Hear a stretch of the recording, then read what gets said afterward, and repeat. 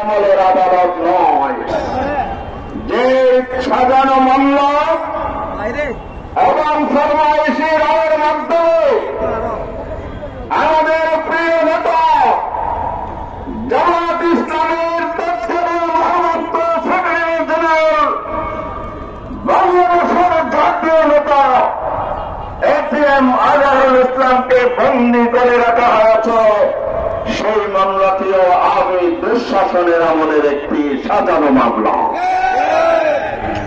তাহলে সকল রাজবন্দী এবং নেতৃত্ব যদি শনিবার আদেশের ভিত্তিতে মুক্তি পায়, আমাদের প্রিয় নেতা জনগণের নেতা এটিএম আজহারুল ইসলাম কেন মুক্তি পেল না? সরকারের কাছে এটা আমাদের জিজ্ঞাসা। আজকে আমরা রাজনীতির ময়দান নয়, গোটা বাংলাদেশ থেকে যারা তুলতে চাই এটিএম আজহারুল ইসলাম বাংলাদেশের একজন নাগরিক।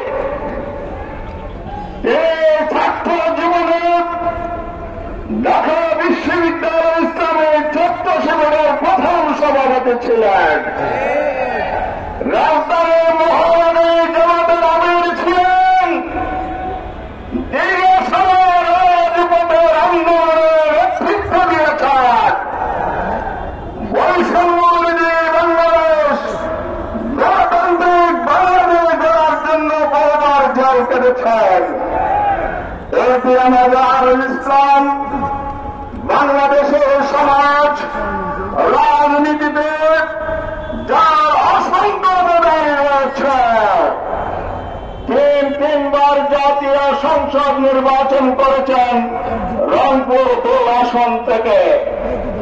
এটিএম আজহারুল ইসলাম রাজধানীর অবিভক্ত সিটি কর্পোরেশনের মেয়র নির্বাচনের প্রতিদ্বন্দ্বী প্রার্থী ছিলেন। এটিএম আজহারুল ইসলাম মানুষের দুঃসময়ে পাশে দাঁড়িয়েছিলেন একজন জনপ্রিয় নেতা। এই নেতা এই রাজনীতি করে তার রাজনৈতিক জীবনের শেষ সমাবেশ করে গিয়ে ঢাকা ফিরেছিলেন এবং আমাদের নেতৃবৃন্দের বিরুদ্ধে যা মামলা হয়েছিল ষড়যন্ত্রমূলক, সেই মামলার বিরুদ্ধে তিনি আন্দোলন গড়ে তুলেছিলেন। 11 সালের 19 সেপ্টেম্বর আমরা রাজধানীতে বিক্ষোভ মিছিল করেছি, সমাবেশ করেছি আমাদের নেতৃবৃন্দের মুক্তির দাবিতে। আর সেই দিনেই সরকারের প্রধান বাহিনী লেলিয়ে দিয়েছিল তৎকালীন ফ্যাসিবাদী সরকার। অসংখ্যবার আমাদের আহত হয়েছিলেন, গ্রেফতার হয়েছিলেন।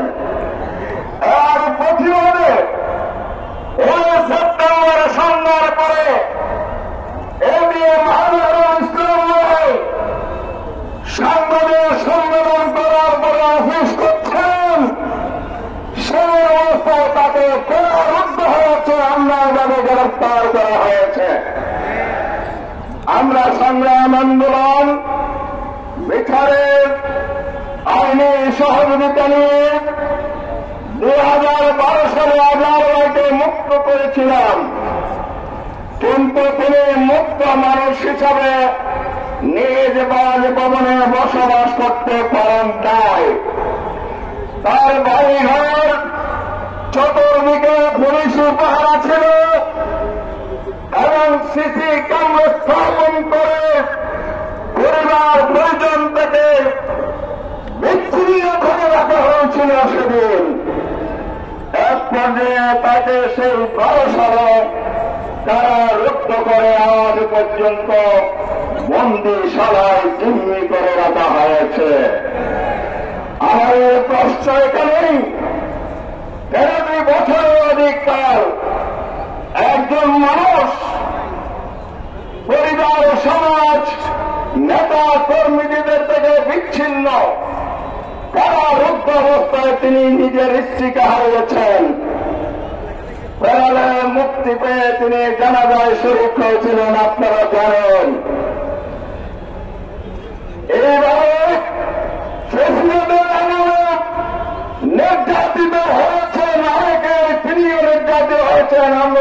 নির্যাতিত হয়েছি।